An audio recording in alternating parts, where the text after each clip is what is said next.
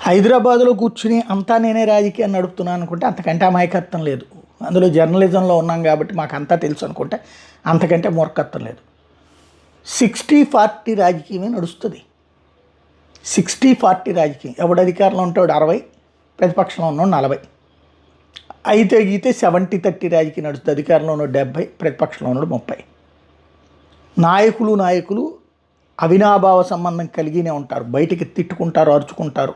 రెండు ప్రధాన పక్షాలకు సంబంధించిన ఇది చరిత్ర కాదు, జనమెరిగిన సత్యం. అది తెలియదు అనుకుని పాపం, లేదా తను నిజంగానే తెలియదు ఆంధ్రజ్యోతికి. ఇప్పుడు ఒక కథనాన్ని ప్రొజెక్ట్ చేసుకొచ్చింది.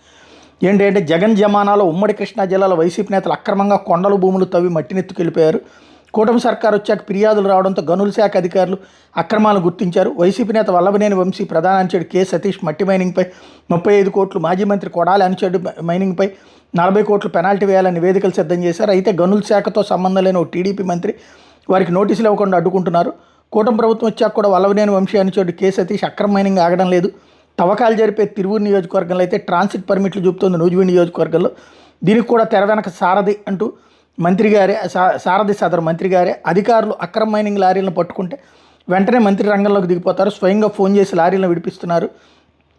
అడ్డకు గన్నవరం నియోజకవర్గంలో కూటమి ప్రభుత్వ ప్రమాణ స్వీకార సభకు వల్లభనేని వంశీ అనుచరులు కె సతీష్, రఘు మట్టి ఇతర పనులు సమకూర్చారు. ఇందుకు గాను వాళ్ళకి 4.8 కోట్లు బిల్లులు మంజూరు చేయించారు. ఈ గంట కూడా సదరు మంత్రి గారిదే.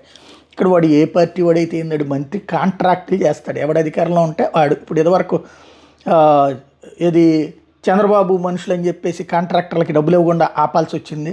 దానికి ఏమన్నాం, జగన్ని దూషించాం. ఇప్పుడు అదే సందర్భంలో వైసీపీ వాళ్ళకి ఆపుతున్నాం. దాన్ని ఎవరిని దూషిస్తున్నారు? ఎవరిని దూషించట్లేదు. ఇక్కడ పాయింట్ ఏంటయ్యా అంటే వాళ్ళే మట్టి కాంట్రాక్టర్లు, వాళ్ళే ఇసుక కాంట్రాక్టర్లు. ఎవడు అధికారంలో ఉంటే వాడు వెనకాల తిరుగుతారు. వాళ్ళకి కావాల్సిన పనులు చేసి పెడతారు. దాంతోపాటుగా ఇవ్వాల్సిన మామూళ్ళు ఇచ్చుకుంటారు. కొత్తోడిని రానియరు. ఇది ఆంధ్రప్రదేశ్లోని వివిధ ప్రాంతాల్లో ఉన్నటువంటి సిస్టమ్. అంతకైతే ఇద్దరు ఉంటారు. ఒకడు పవర్లో ఉన్నప్పుడు ఒకడు వస్తాడు, అంటే ఆ పవర్లో ఉన్నటువంటి కాంట్రాక్టర్, అతని తరపున కాంట్రాక్ట్. రెండో వాడు కాంట్రాక్ట్ కింద పనులన్నీ చేస్తాడు, సబ్ కాంట్రాక్ట్.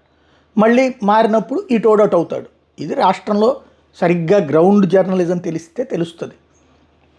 ఇప్పుడు ఇక్కడ వాస్తవంగా బీసీ మంత్రులు వెంటాడి వేటాడుతున్నారు. ఇది గుర్తుపెట్టుకోవాలి.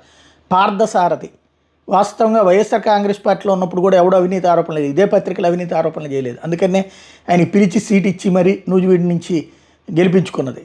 ఇప్పుడు సారథి, లేకపోతే సుభాషు, లేకపోతే అనిత, ఇట్లాగా పర్టికులర్గా బీసీ, ఎస్సీ, ఎస్టీ మంత్రుల్ని టార్గెట్ చేస్తూ స్టోరీలు రాసుకొస్తున్నారు. ఇది ఎంతవరకు రైట్ ఆలోచించుకోవాల్సి ఉంది.